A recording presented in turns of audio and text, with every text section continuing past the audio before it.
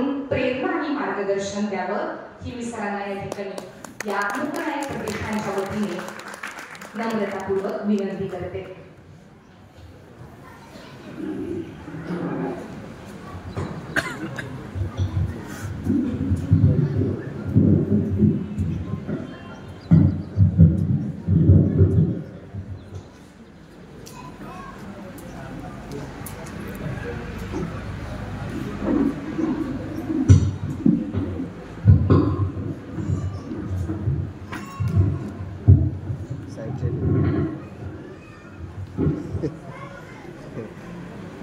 बरं वाटलं तुम्ही विचारल्याबद्दल. येतं काय काय ना. माझा आवाज मोठा आहे, माईक शिवाय सुद्धा बोलू शकतो.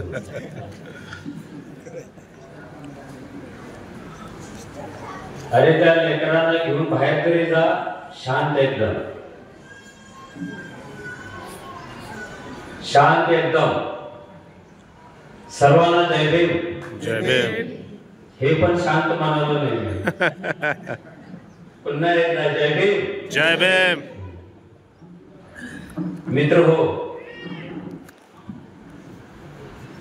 मूकनायक नावाचं जे प्रतिष्ठान आहे ते माझ्या तरी माहितीनुसार देशातलं पहिलं प्रतिष्ठान आहे.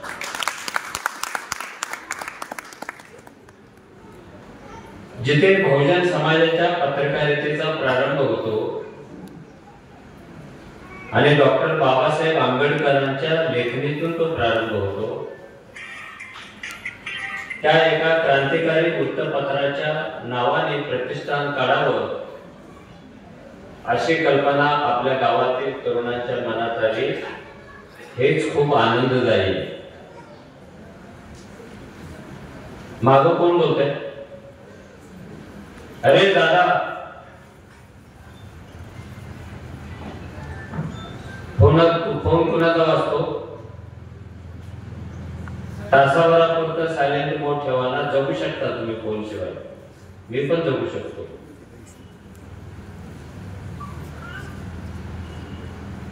कोणती गोष्ट कशी ऐकायची हे कला असते.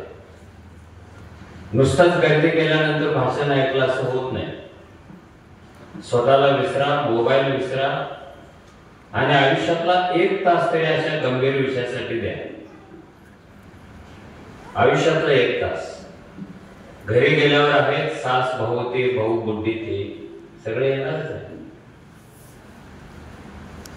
तर ह्या तरुणांच्या मनामध्ये जी कल्पना आली, मूकनायकाच्या नावाने प्रतिष्ठान काढावं आणि या प्रतिष्ठानातर्फे समाजातल्या गुणीजनांचा सत्कार करावा,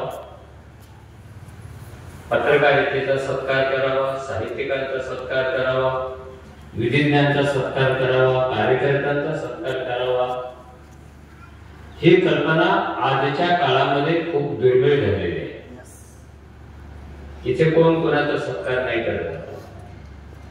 प्रत्येकाला आपलाच सत्कार पाहिजे. त्यामुळं ही जी तरुण पिढी आहे त्या तरुण पिढीने एक सिद्ध केलं की ही तरुण पिढी वाया नाही गेलेली आहे, तर ती विचाराकडे झुकलेली आहे.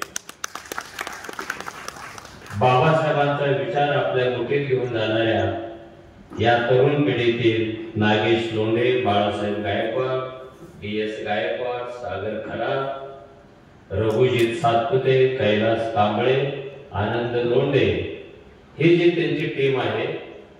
आपण लोकांना ठळक दिसावं म्हणून त्यांनी ड्रेस कोड पण केलेला आहे. बघा, सगळ्यांचा ड्रेस सारखा आहे, सगळ्यांचा विचार सारखा आहे आणि सगळे खाली बसलेले आहे.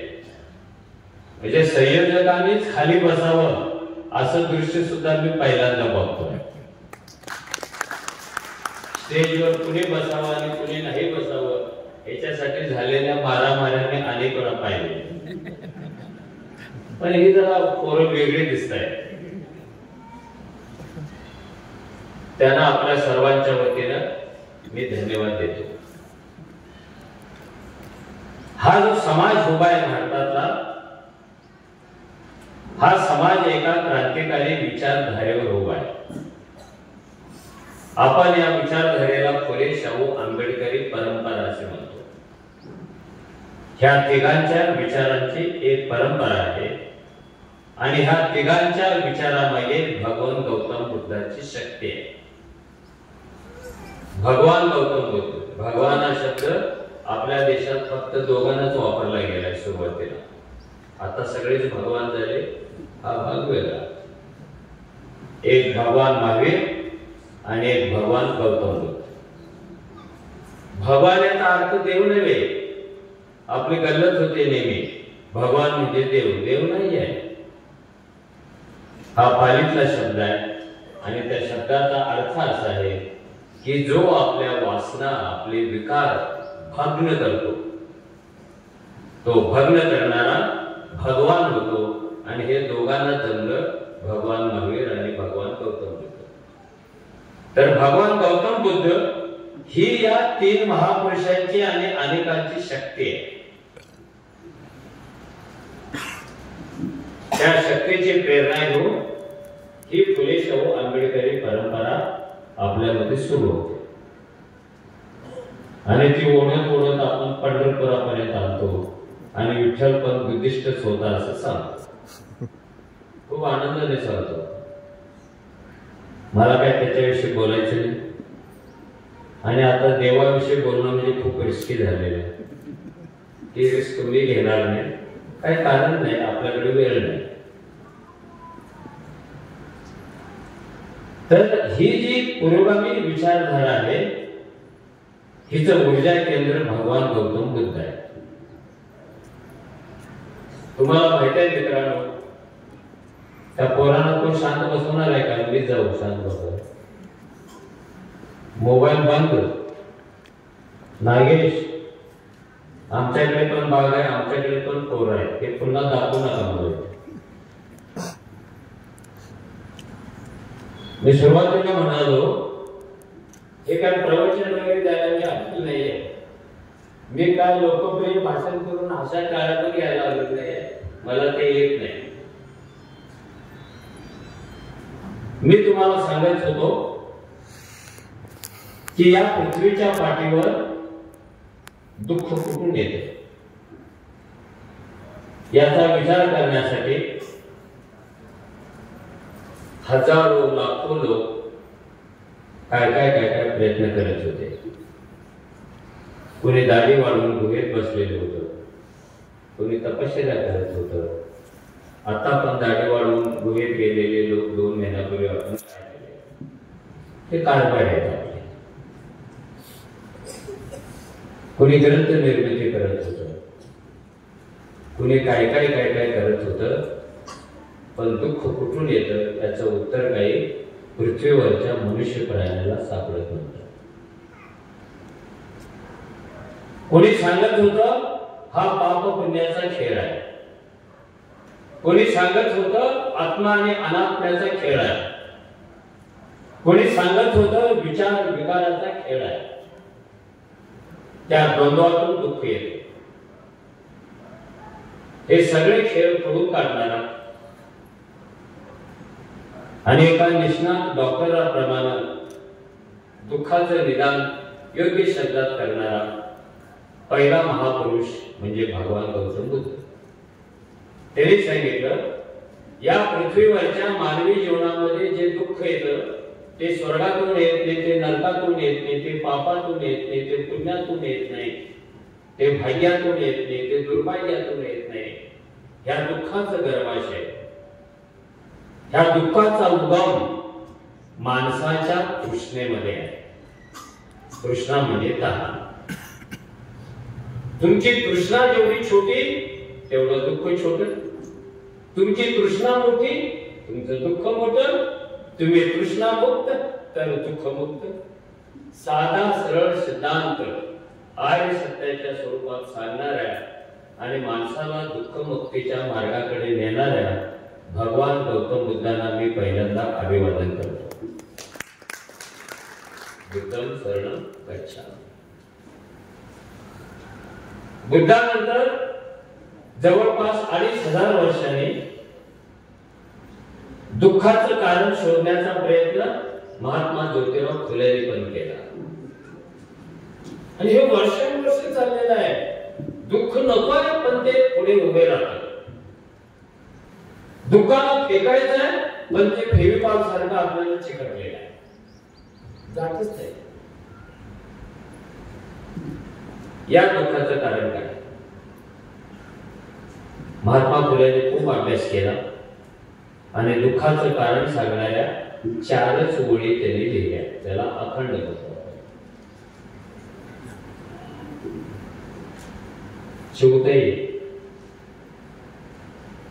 तुझा सत्कार केला जातं, आता माझा आहे. आता नो मुवमेंट्स, नो हालचाल. हे का सांगतो मी? मला खूप सिव्हिअर डायबिटीस आहे. मी बोलता बोलता अशा हालचाली चालू झाल्या तर एकदम पाठी पुरी होऊन जाते. ती व्हायला नको. आणि कोलमडून पडलो कचपलो तर तुम्हाला कोणी जबाबदार धरायला नको. माझा मी जबाबदार असेल, कारण भाषणाला आलो नाही. महात्मा फुलेंनी 4 ओळीचा अखंड लिहिला आणि दुःखाच्या गर्भाशयाची आणखी एक जागा दाखवली. तर ऐकायला इथं काय करायचं? एक बापासमोर मुलांनी भाषण केलं असं मला वाटायला लागलं. पण मुलं बापाच्या खांद्यावर उभी असल्यामुळं त्यांची उंची बापापेक्षा जास्त असते, याच्यावर माझा विश्वास आहे.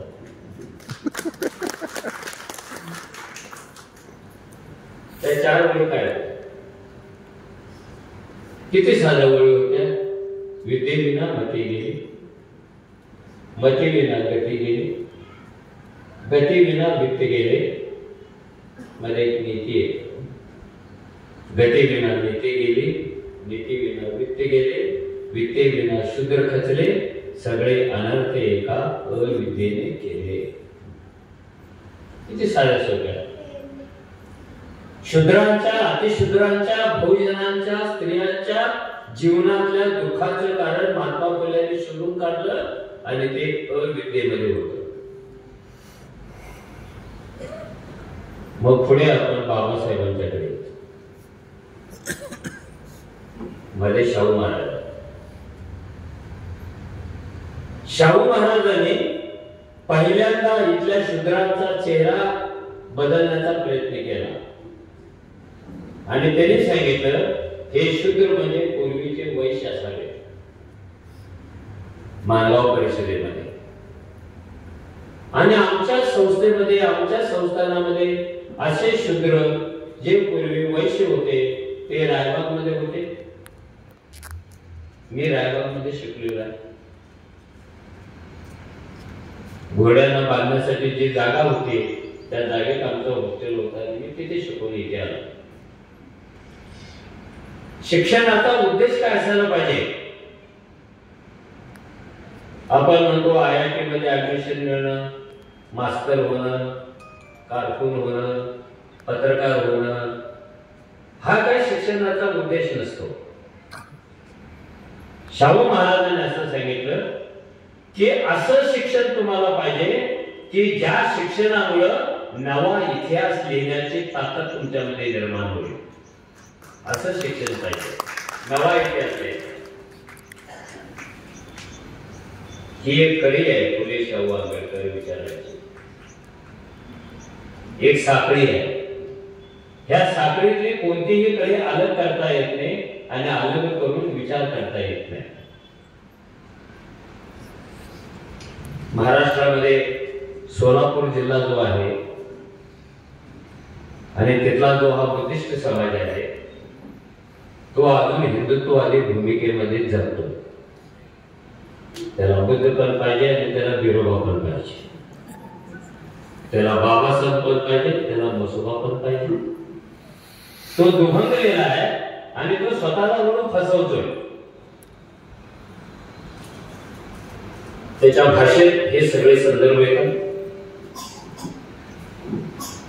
रामाचं उदाहरण देतो, कृष्णाचं उदाहरण देतो, सीतेचं उदाहरण देतो, नशीब म्हणतो, दुर्दैव म्हणतो.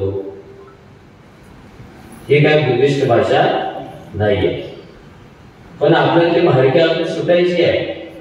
मी तरी सोलापूरमध्ये तिथल्या बायका जयंतीला बाबासाहेबांना पुरणपोळीचा नैवेद्य देतात. गणपती जेवढे दिवस बसतो तेवढे दिवस बाबासाहेब तिथे बसतात. तुमच्या जवळच आहे ना सोलापूर. आणि गेली काही वर्षे भीम जयंती आली तर गणपतीची जशी विसर्जन मिरवणूक असते तशी आपली पण असते. कर्फ्यू लागतो सोलापूरमध्ये. हे महत्वाचं आहे युग मुकनायक प्रतिष्ठानच्या कार्यकर्त्यांच्या दृष्टीने. चला आपण होतो को करतोय काय, जातोय काय, बोलतोय काय, विचार काय करतोय. आपल्याला देव पण पाहिजे आणि आपल्याला भीम पण पाहिजे. प्रत्यक्षात असं होत नाही. दोन्हीपैकी एक स्वीकारायचं.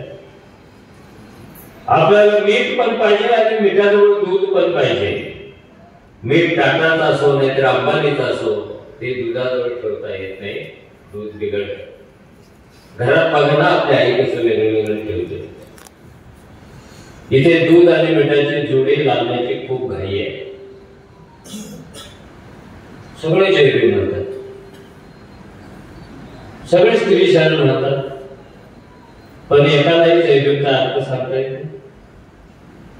तो ये जैविक क्या होता है?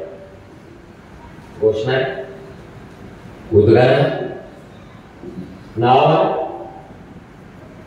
तो है क्या जैविक? किसी को पता ही नहीं है. आपण बुद्धाला शरण जातो म्हणजे कुणाला जातो? व्यक्तीला, महापुरुषाला, विचाराला, मूल्याला. अरे शरण चालला नाही तुम्ही, कुणालाच माहिती. कोणीतरी सांगतो माझ्या मागे मागे म्हणा, पुढे पुढे म्हणा. आपले मेंढर होतात. अर्थ न समजता आपण सो बनते. मी जैवी म्हणालो, तुम्ही म्हणाल. हे जे सगळं आहे हे आपल्याला लटकलेलं दुःखाचं एक गर्भाशय आहे. हे सगळ्यात बेकार दुःख आहे. ते तुम्हाला माणसाकडे जाऊन देत नाही. अजूनही आपण जातो. मला कळतच नाही. माझी आई सुद्धा मला कळेल. तिला यल्लम्मा पण पाहिजे आणि तिला बाबासाहेब पण पाहिजे. मी म्हटलं म्हाताऱ्याच्या नादाला लागायला नको. मी माझ्या पोराला तयार करेन. तिच्यात बदल करणं अवघड होतं, पोरात बदल करणं सोपं आहे. जुन्या पिढीत आपण समजू शकतो, पण नवी पिढी का त्याच्या मागे लागली? का मागे लागली? कोणतीही जत्रा असू दे, सगळ्यात जास्त लोक आपली.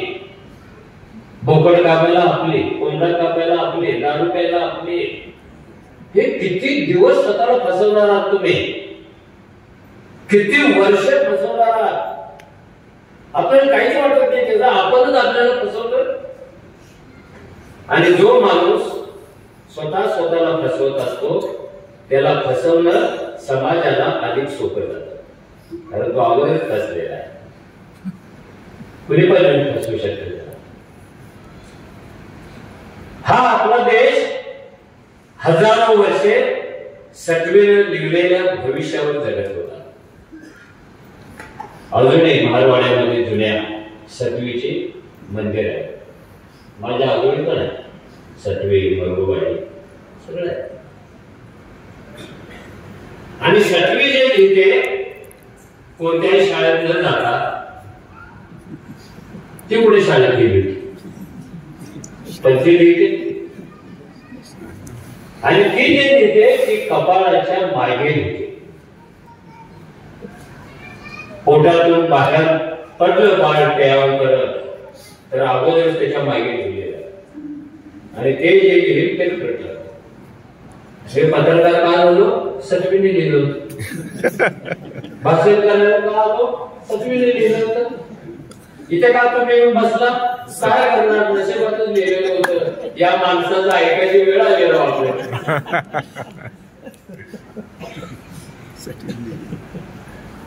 आणि सटवीने लिहिलेलं कधी खोटं होत नव्हतं. राम मानवासाला काय केलं? सटवीने लिहिलं. बरोबर आहे. आणि सटवी काय लिहित होती? तुम्ही वाचले? ती असं काय लिहित होती की जे खरंच होत होतं. तर सगळी सांगत होती या देशात महाराच्या पोटी महार जन्माला येणार. खरं होते की नाही? खोटं काय सांगितलं होते?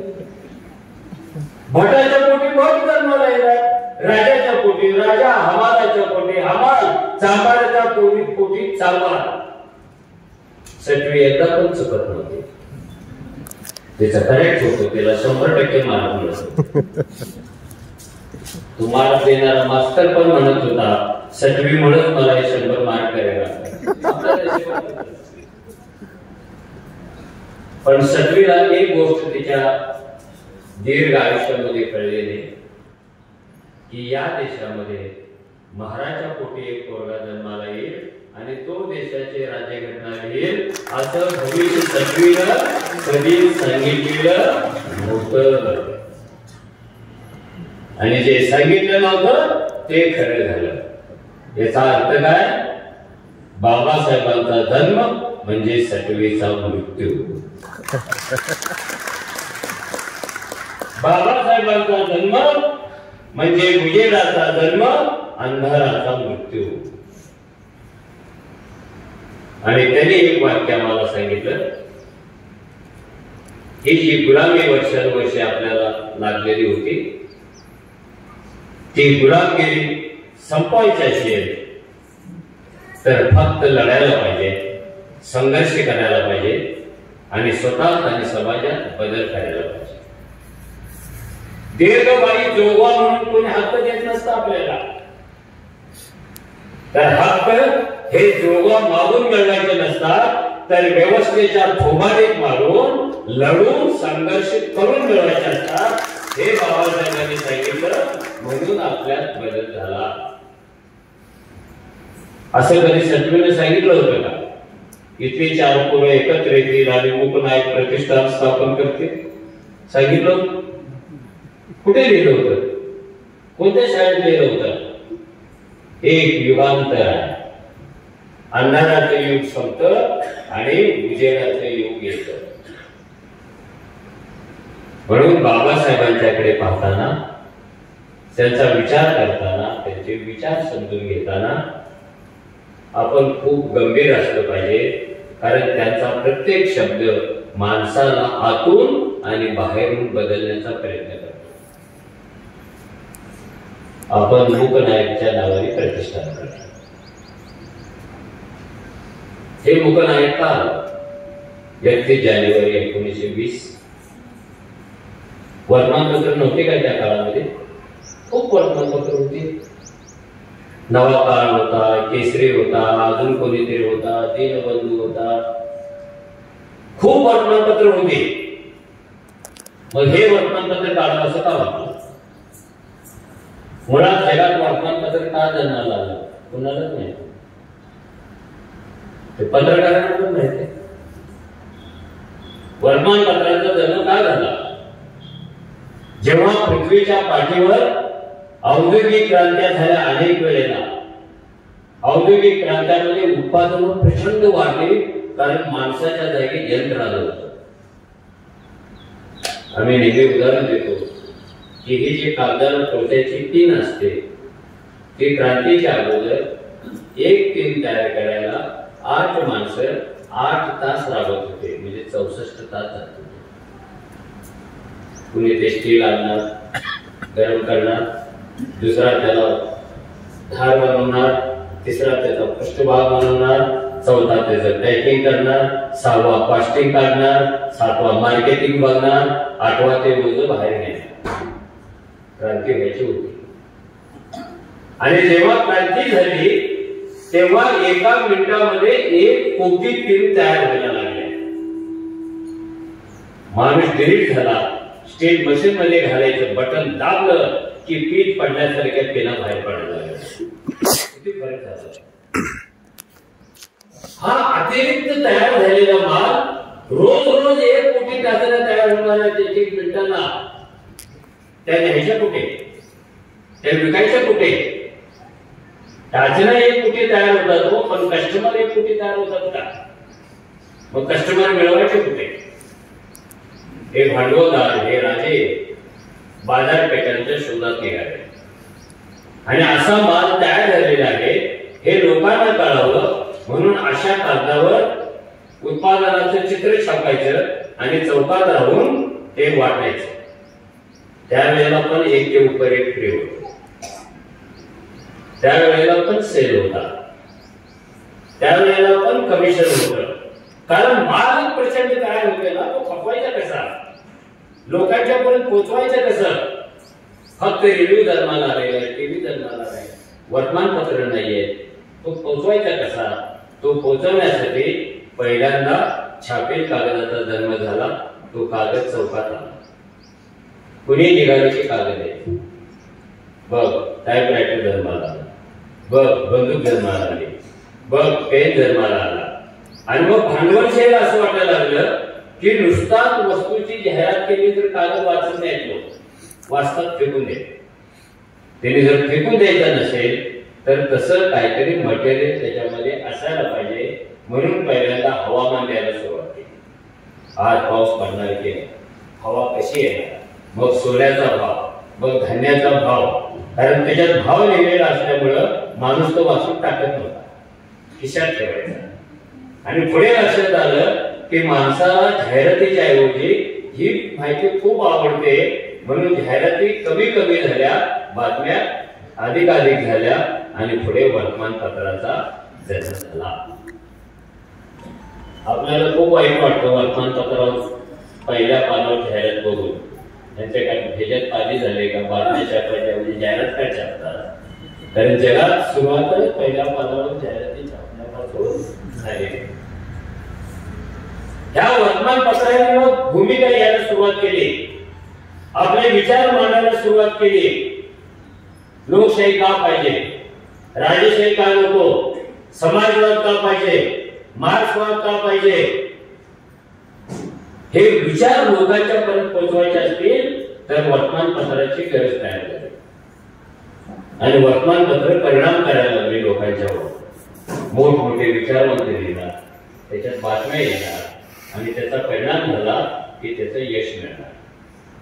जगभर वर्तमानपत्रांची अशी चळवळ चालू झाली. ती भारतात पण चालू झाली. केसरी निघाला आणि केसरीने सांगितलं स्वराज्य हा माझा जन्मसिद्धांत आहे आणि तो मी मिळवणार. गांधीजींचा हरिजन पेपर चालू झाला, नेहरूंचा हेराल्ड पेपर चालू झाला, वाईतून धर्म नावाचं साप्ताहिक चालू झालं, मराठी दैनिक चालू झालं, हिंदीत चालू झाले, बंगाली गॅजेट चालू झालं.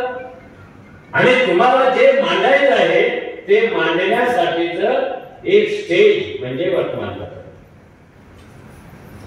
बाबासाहेबांना त्या वर्तमानपत्राची ओळख खूप अगोदर झाली होती कारण त्यांचे वडील सुभेदार होते. घरात पुस्तकं येत होती, वर्तमानपत्राला शब्द येत होता.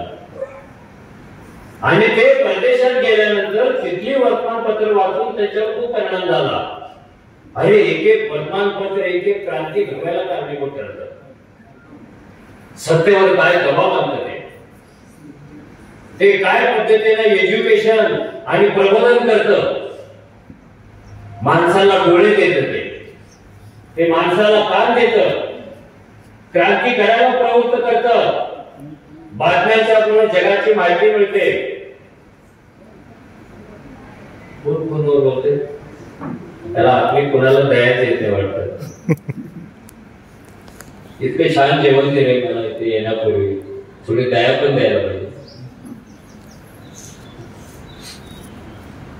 मी पुन्हा सांगतो, भाषण करायची मला अजिबात इच्छा नाही.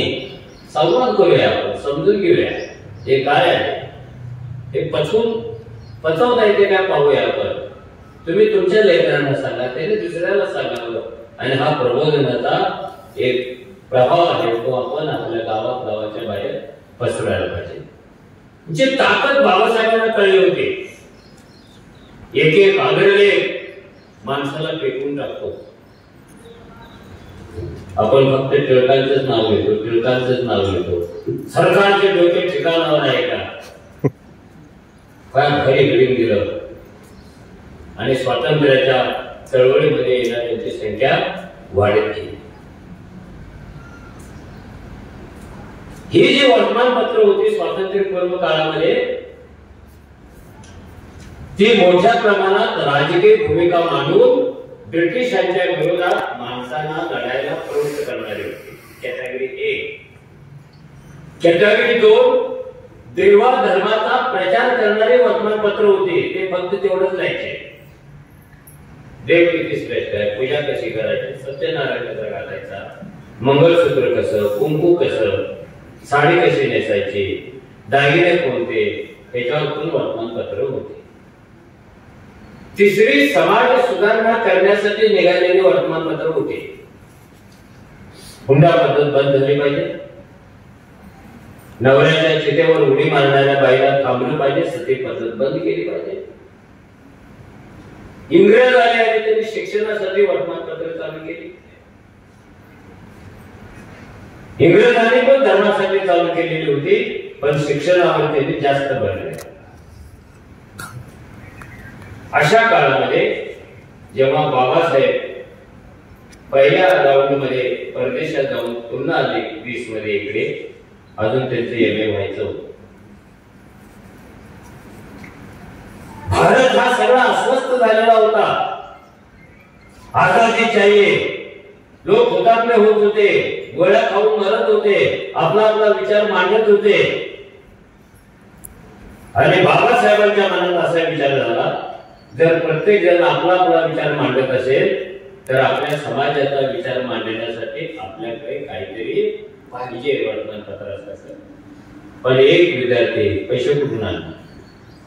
बाबासाहेब विद्यार्थी होते ना, विद्यार्थी देशा पुढे त्याची अजून अनेक वर्षे चाललेली होती. विचार घडत होता आणि या विचाराच्या प्रयत्नामध्ये त्यांनी टाइम्स ऑफ इंडिया मध्ये इंग्रजीमध्ये स्वतः एक लेख लिहिला आणि तो खूप गाजला. टोपण नावाने लिहिला होता, कारण त्यांना काही काळ प्राध्यापकाची नोकरी लागली होती. ती नोकरी करताना असं भाष्य करू नये म्हणून त्यांनी टोपण नाव लिहिलं होतं आणि लेखकाच्या जागी वन महार एक महार असं लेखकाचं नाव होतं. ते दत्तोपंत पवार नावाच्या कोल्हापुरातल्या चर्मकार ढोर समाजातल्या माणसाला त्याने ते वाचलं. त्याने ते मुंबईतल्या आपल्या नातेवाईकांना विचारलं, त्याने हा लेख लिहिणारा माणूस कोण आहे? वन महार. त्याने ती माहिती काढली, कारण तो बाबासाहेबांचा पहिला शिष्य झाला होता चर्मकार समाजात. आपल्याला हे पण माहिती नसतं. त्याला जय भीम म्हणायचं आणि हे मानणारा लय हिंदुत्ववादी, हे चांभारना लय हिंदुत्ववादी, आणि तुम्ही कपाळाला कुंकू लावून फिरताय. तुम्ही कोण? तुम्ही कोण? आपलं नाक गळते ते बाजूला राहिलं, दुसऱ्याचे किती गळते बघायचं. आपण काय कमी हिंदुत्ववादी आहोत का? त्यांनी बाबासाहेबांचं नाव शोधून काढलं आणि दत्तोपंत पवार त्यांच्या चपलांचं दुकान त्या काळात होतं कोल्हापूरमध्ये, पवार शूज सेंटर. त्यांनी ती शाहू महाराजांना सांगितले, महाराज अरे मुंबईमध्ये कोणीतरी महाराजा पोरगा आहे, आम्ही टाइम्स ऑफ इंडिया सारख्या जागतिक कीर्तीच्या वर्तमानपत्रामध्ये तो लेख लिहितोय.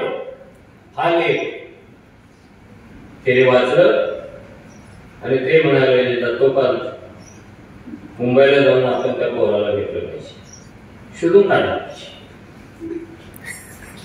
एक राजा एका महाराजा पोराला शोधत घोडागाडीतून मुंबईच्या झोपडपट्टीत जातो आणि तिथे त्यांना भविष्यातला राष्ट्र निर्माता बाबासाहेबांच्या रूपात दिसतो. हे इतिहासाचे तालेवाले इतिहास. कोण कशाला शोधत आहे बाबा? ना यांचं नाव आहे, ना यांचं कर्तृत्व आहे, ना विद्यार्थी त्याच्यात संपले. त्या मुलाला तो शोधत जातो. शाहू महाराज झोपडी शोधून काढतात आणि पहिल्याच भेटीमध्ये ठरतं की बाबासाहेबांनी एक वर्तमानपत्र काढावं आणि त्या काळात 2,500 रुपयाची देणगी शाहू महाराज बाबासाहेबांना देतात. 1920 चे 2,500 म्हणजे आताचे किती? मोदीच्या काळातले किती होते? त्या 2,500च्या आता किती होते? 25 लाख होते. अरे बोलूच करणार नावच आपलं जर नुसतं काय जर शिकत मन पाळायला 2.5 कोटी होतील सर. मग असा कोणता राजा आहे एका महाराजा मुलाला वर्तमानपत्र काढण्यासाठी 2.5 कोटी रुपये घरात देऊन देतो? म्हणून मी काय म्हणालो की फुले शाहू आमच्याकडे काही परंपरा आहे. कारण यांच्या अगोदर महात्मा फुल्यांच्या कार्यकर्त्यांनी दीनबंधू नावाचं वर्तमानपत्र काढलं आणि त्याच्यात त्यांनी शिक्षण, शेतकऱ्यांचं दुःख, कामगारांचे प्रश्न मांडायला सुरुवात केली होती. लोखंडे, केळुसकर म्हणजे ज्याने बाबासाहेबांना बुद्धाचं पहिले चरित्र दिलं ते केळुसकर. ते कामगार नेते होते मुंबईमध्ये. लोखंडे, बेगाजी लोखंडे हे कामगार नेते होते आणि या सगळ्यांनी मिळून ते वर्तमानपत्र काढलं. ते या देशातलं पहिलं वर्तमानपत्र जे 80 वर्षे चाललं आणि त्याचा एक संपादक मुकुंदराव पाटील 75 वर्षे संपादक होता. एकच माणूस दीनबंधूचा. ही आपली इतिहासाची क्रांतिकारी पानं आहे. त्या पानावर अधून मधून नजर टाकण्याची हिंमत आपल्याला असायला पाहिजे.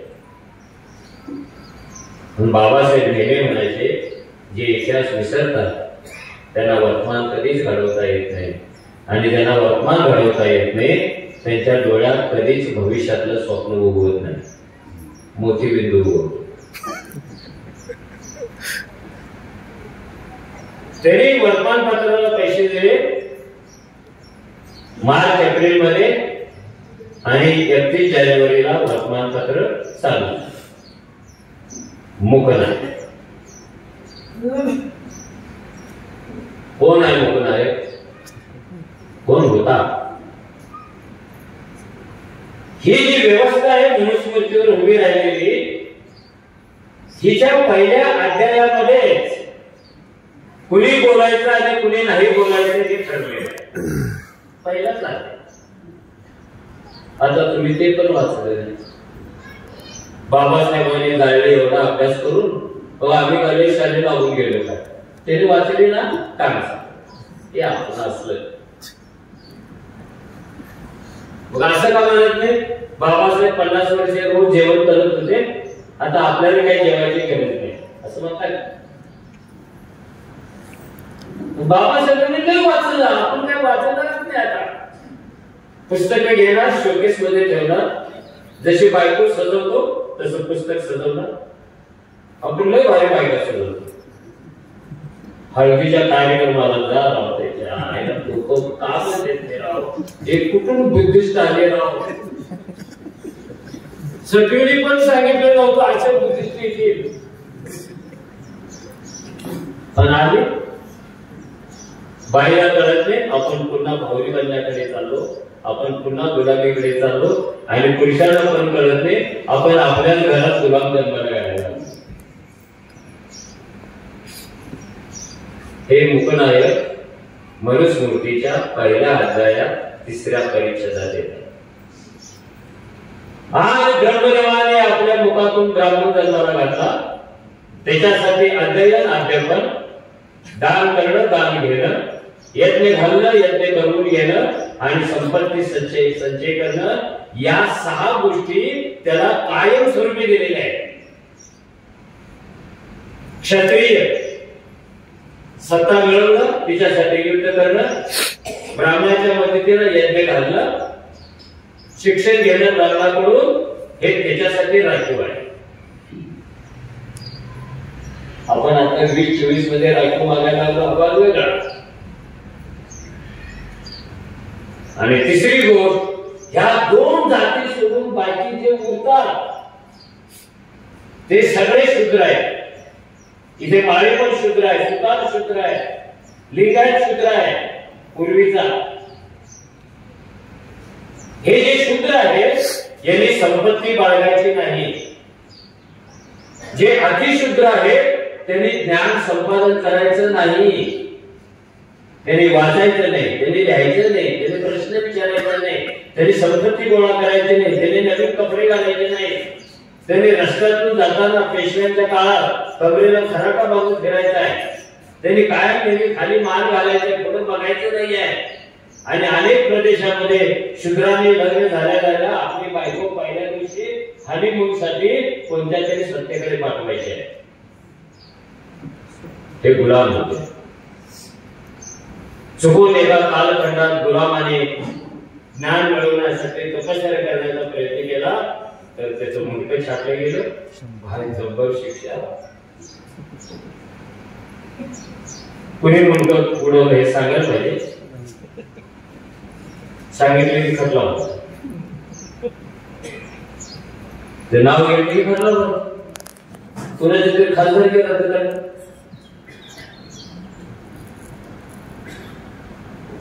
कुणीतरी आदिवासीचा मुलगा शस्त्रास्त्र चालवायचं ज्ञान संपादन करायला लागतो तर कायमस्वरूपी तो आमच्या कामावर बसतो. ज्ञान बंदी आहे, उच्चार बंदी आहे, स्पर्श बंदी आहे आणि त्याच्यातून एक मुका समाज तयार झालेला आहे. तो बोलतच नाही, खाली मान घालतो. प्रश्न विचारला की मान हलवतो.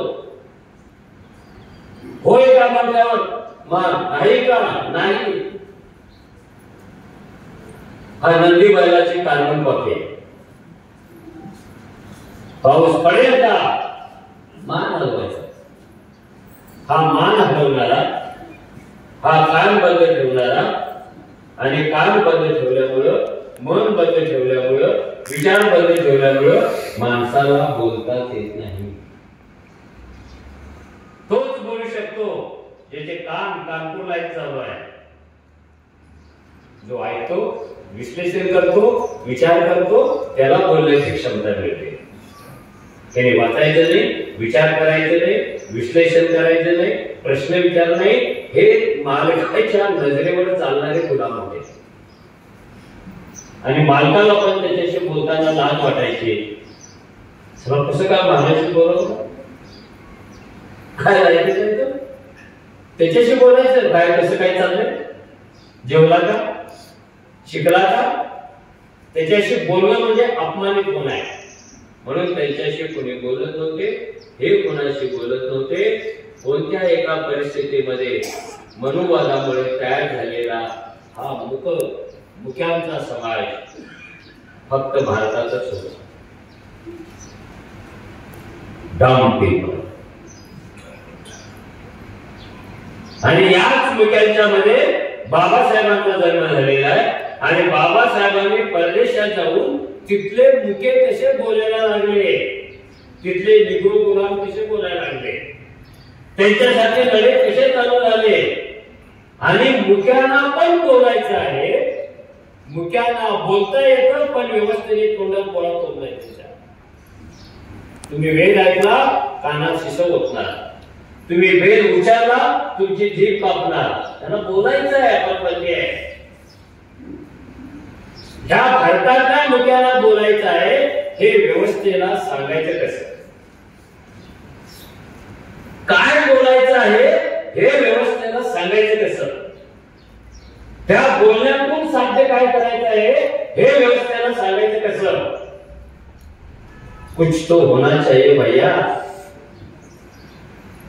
काहीतरी करायला पाहिजे ह्याला बोलता येते सांगायला. आणि त्यातून मूकनायकाची कल्पना जन्माला आली. काय नाव तरी दिलेलं आहे. या देशामध्ये पहिल्यांदा मुक्यांचा नायक मूकनायक या साप्ताहिकाच्या निमित्ताने, पाक्षिकाच्या निमित्ताने जन्माला आला. व्हॉइस ऑफ स्लेव्स, गुलामांचा आवाज, मुक्यांचा आवाज, मुक्यांचा संघर्ष. मुक्यांनी व्यवस्थेला प्रश्न विचारणं, झुंजणं त्याच्या विरुद्ध. हे वर्तमानपत्र नव्हतं तर मुक्यांनी या देशाच्या सामाजिक इतिहासामध्ये केलेलं पहिलं बंड म्हणजे मूकनायकचा जन्म होता. त्यामुळे कागद नाही आहे, वर्तमानपत्र नाही आहे, त्याच्या पलीकडे जाऊन तिथे बघायला पाहिजे. नाव तर कसं सुचलंय बाबासाहेबांना. आणि आपल्याला पुस्तक लिहिलं प्रेमाचे द्यायचे. हे प्रेम पाय चालायची प्रतिभा समाजमध्ये आहे का त्याच्यात? मी प्रेमाला विरोध करत नाही, मी आपल्याला नाही कळलं तरी सुद्धा जे करतात त्यांना पाठिंबा देत राहायचं. पण समाज कुठे आहे? इथे प्रारंभ मध्य आणि अंत मुक्यांचा आवाज गुंडुकणारा, लावाप्रमाणे बाहेर पडणारा आणि व्यवस्थेला इशारा देणारा.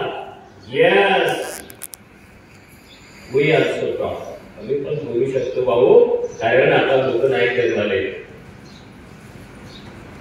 त्या काळात 1920 काळात 100 वर्षापूर्वी अशा कल्पना येणं गुलामीचं जग भरात आलेलं असताना, म्हणून बाबासाहेबांचं महत्व.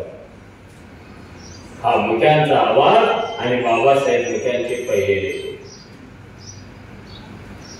ज्यांनी मुक्यांना बोलायला लावलं, मूठ आवून घोषणा द्यायला शिकवलं आणि आम्ही माणूस आहोत, आम्ही माणसातच येणार, आम्ही माणूस म्हणूनच जगणार, ही एक क्रांतीसारखी ठिणगी त्या मुक्यांच्या मनात पेरणारा त्यांचा पहिला महानायक बाबासाहेब.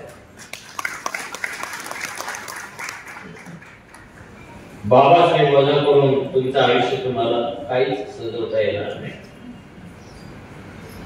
कसं काय वजा करू शकता? कसं काय वजा करू शकतात? म्हणजे बाबासाहेब जन्माला आले नसते तर मी इथे काय झालं?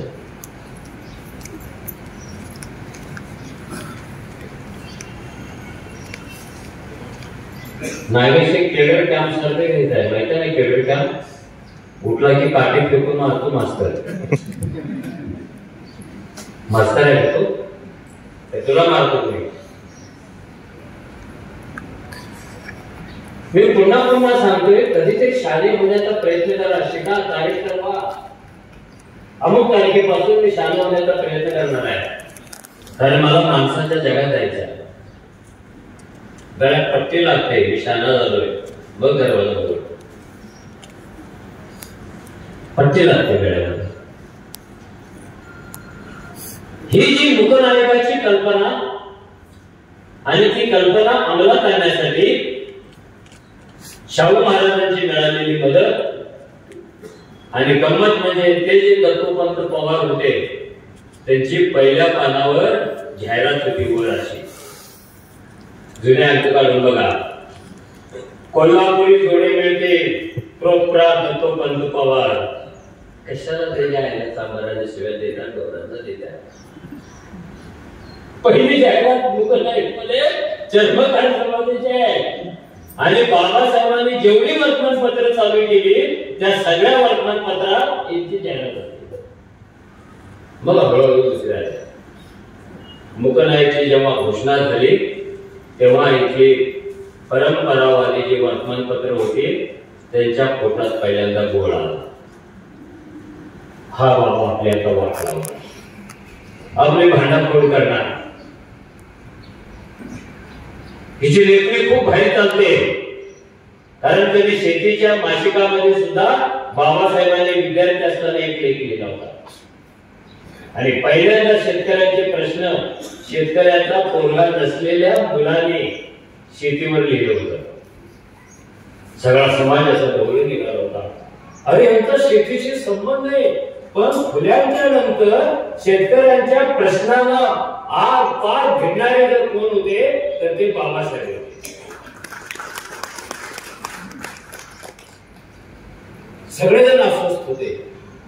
यांना वाटायला लागलं की आपला पेपर निघणार आहे, याची जाहिरात आपण पेपरमध्ये दिली पाहिजे.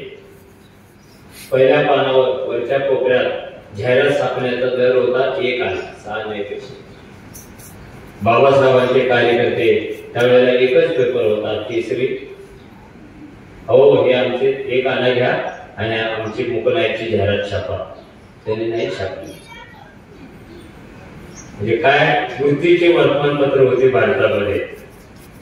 आणि तुम्ही जाहिरात छापणार नाही, पैसे घेऊन पण छापणार नाही. पण बाबासाहेबांना आश्चर्य वाटलं नाही. हे असं वर्तमानपत्र होतं टिळकांचं. टिळकांना आयुष्यात पहिल्यांदा जेव्हा अटक झाली तेव्हा त्यांना जामीन देऊन सोडवणारे जे होते ते महात्मा ज्योतिराव फुले होते. बैलगाडीतून मिरवणूक काढून आणली पुण्यात त्यांची. ज्याने पहिल्यांदा त्याला सोडवलं ते महात्मा फुले मरण पावल्यानंतर केसरी फुल्याच्या निधनांची एक ओळीची सुद्धा बातमी होती. हे वर्तमानपत्र त्या बॅकग्राऊंडवर मुक नाही केला आहे. ही जातीला वाहिलेली, ही कर्मठ विचाराला वाहिलेली, ही स्वतःच्या गावाला वाहिलेली, ही स्त्री विरोधातली, ही महिलांच्या शिक्षणाच्या विरोधातली, ही अस्पृश्यता टिकावी असा आग्रह करणारी ह्या सगळ्या वर्तमानपत्रांचा भडीमार तेव्हा होता. कोणी फोडणारे काहीच नव्हतं. काही पुरोगामी वर्तमानपत्र पण होते, पण ती जाती व्यवस्थेविरुद्ध आरपार भूमिका येत नव्हती. ती पण असं सांगायची की थोडं सबुरीने घ्यावं, प्रबोधन करावं. मग कोण म्हणायचं जाती पाहिजे पण जाती भेद नको. हे तर बेकारच काम झालं. बायको पाहिजे पण मुलं नको. अरे बायको आली म्हणजे मुलं येणारच आहेत ना, आणि जाती असल्या की भेद येणारच आहे. पण असे काहीतरी चालाकी करत होते ते.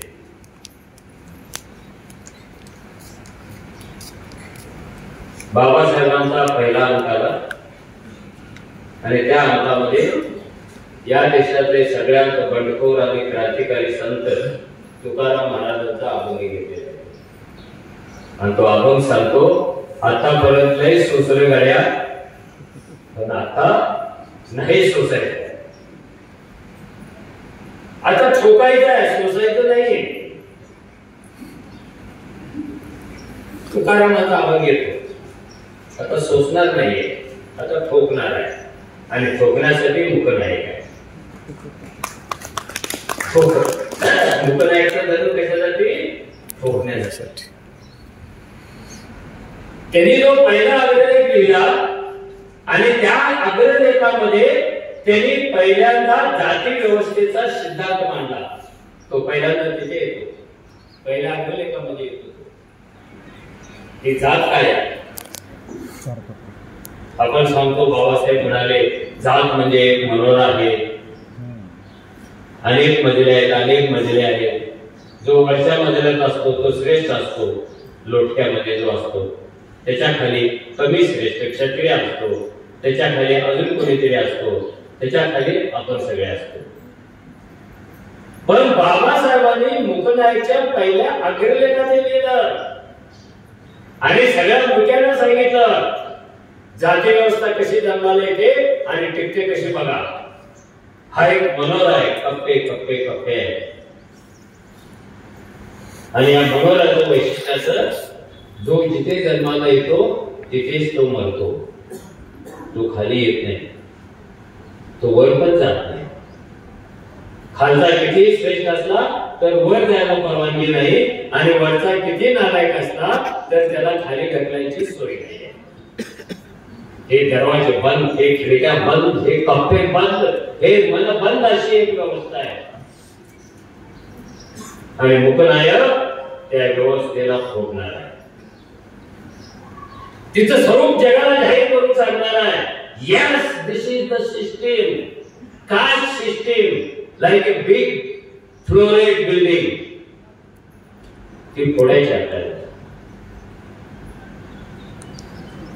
लोकांना वाटतं कोणाच्याही वाट्याला दुःख आलं तर दुसऱ्याला खूप आनंद होतो.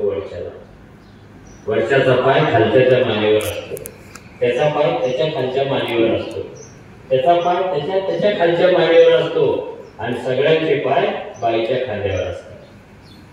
कारण ती शूद्राती शूद्र, ती पाप योनी, ती चांडाळणी, ती पांढऱ्या पायाची, सगळ्या व्यवस्थेचे पाय बाईच्या खांद्यावर.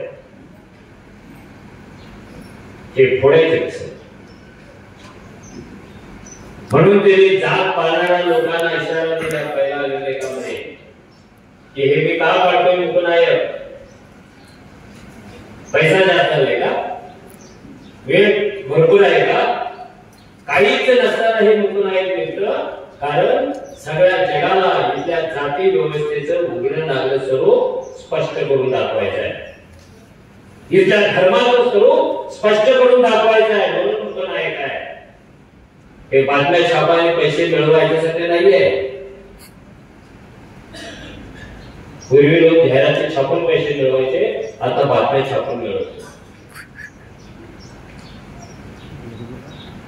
ते म्हणाले,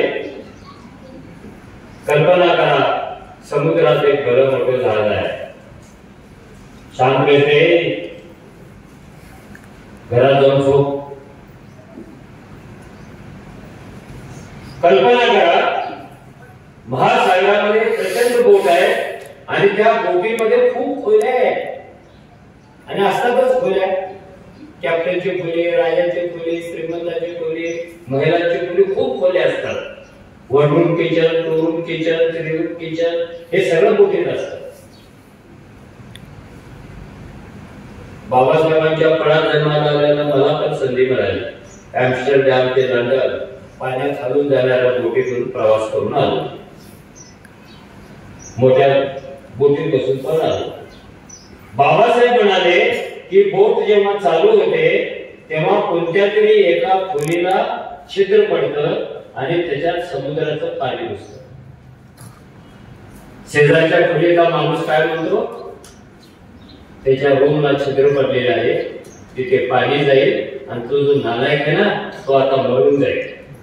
किती पैसे आहे. जिथे छिद्र बसलेले आहे त्या खोलीला छिद्र पडलेलं आहे आणि ते आता बुडून मारणार, पाणी घुसणार. बाबासाहेब म्हणाले हे लोक पागल आहेत. ते पाणी एका खोलीत शिरतं हे खरं आहे, पण त्या खोलीतून ते दुसऱ्या खोलीत पण येतं, दुसऱ्या खोलीतून तिसऱ्या खोलीतून येतं, त्या बोटीत येतं आणि बोटीत बसलेली सगळी व्यवस्थाच खलास होऊन जाते. तुम्हाला स्वतःला वाचवायचं असेल तर त्या खोलीत जाणारं पाणी पहिल्यांदा बंद करा, म्हणजे तुमचा समाज टिकेल, नाहीतर सगळ्याच मरून जाईल. काय भाषा आहे, काय दृष्टांत आहे, काय उदाहरण आहे, काय प्रबोधनाची शैली आहे आणि काही असे टणक गारगोटीसारखे शब्द आहेत. ज्याने आयुष्यभर इंग्रजीमध्ये शिक्षण घेतलं त्यांची मराठी किती सुंदर आहे. आणि आपली पोरं 4 दिवस कॉन्व्हेंटला गेली की मराठीचं पोस्ट मार्टवर झालं असं समजायचं. एका वेळेला 4 भाषेत ते बोलतात. मम्मी इंग्रजी शब्द, तुला यू नो, अगं शाळेत स्कूल मध्ये 3ऱ्या पिरियडला टिफिन खाल्ला, तिथे डबा कोणी खातच नाही. काय दरिद्री भाषा आहे आणि त्याच्यातच आपण कविता लिहितो, कोणी वाचतच नाही. अरे भाषा कुठे भाऊ, त्याच्यातच पुस्तक लिहितो, कोणी वाचतच नाही. आणि काही पण बकवास लिहायचं, कारण भाषा तेव्हा समृद्ध होते जेव्हा तुमच्याकडे जीवनानुभवातले, निरीक्षणातले, अनुभवातले प्रचंड शब्द साठा करून तुमच्या तिजोरीत असतात. बाबासाहेबांनी सुद्धा प्रेमपत्र लिहिलेलं आहे माई आंबेडकर, आणि त्या प्रेमपत्राची भाषा इतकी सुंदर आहे माहिती का. आम्ही कॉलेज असताना व्हायचा ती भाषा घ्यायची, नाव घ्यायचं नाही बाबासाहेबांचं, आणि आपण आपल्या मैत्रिणीला पत्र पाठवायचं, एका पत्रात ते काढणार. जबरदस्त.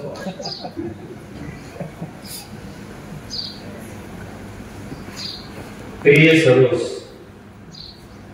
तुझे माझे एकत्र येणे 2 शरीराचे एकत्र येणे नसून 2 आत्म्यांचे मनोमिलन आहे. भाषा कोणत्या हिंदी सिनेमाची बारी भाषा आली, त्यांची भाषा. आधी त्या कांदाला आधी क्या आकलून, अरे काय तर चालतो बोल, येतच नाही त्याला, बोलत कसा.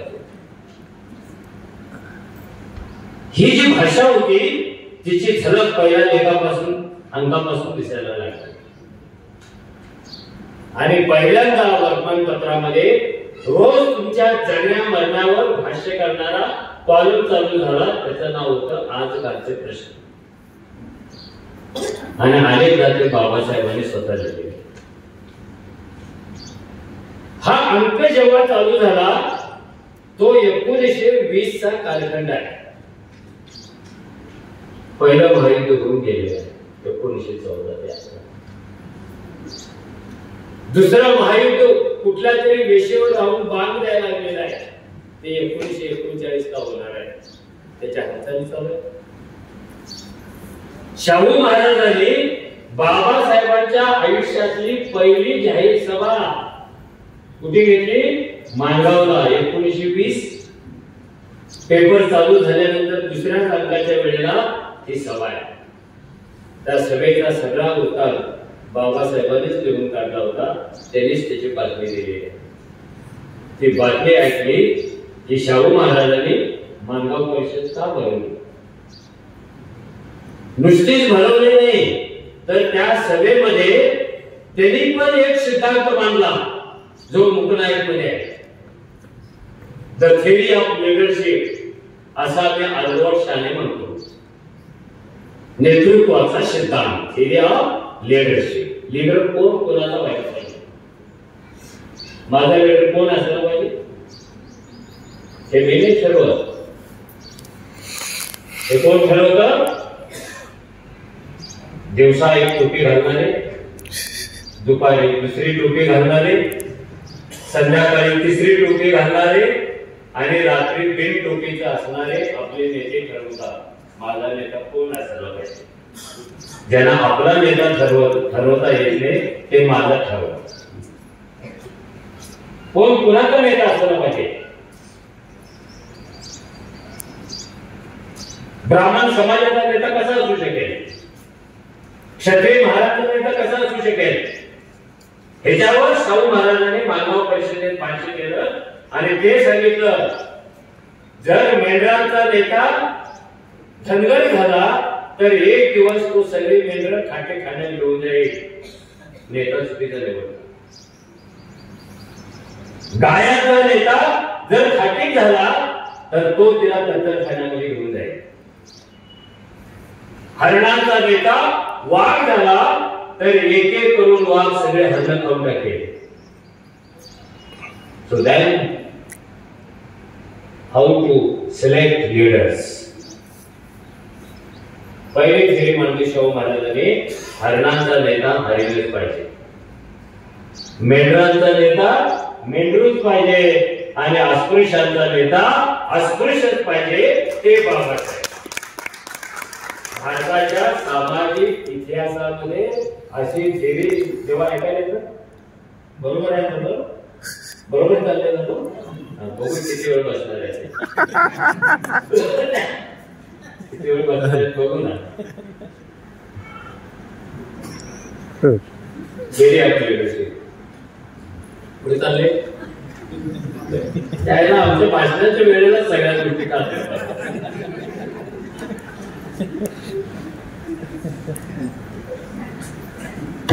कोल्हापूर असल्यामुळे ते आईला एकदम मोठावर येते. कोल्हापुरात दुसरं काही नाही आलं तरी झालं, आईला म्हणतात आणि रांडेच्या म्हणतात. मी पत्रकार होतो, 10वीचा निकाल लागला आणि वरच्या मजल्यावर एक माणूस जिऱ्यावरून धावत धावत आला आणि त्याने 2 पेढे काढले. साहेब पेढा. त्यावेळेला काही डायबिटीज नव्हता म्हणून 2 पेढे एकदम काढले आणि मग विचारलं, भाऊ पेढा कशाचा? तर ते म्हणाला, आपल्याला आणायचं ना शाळेत पहिला.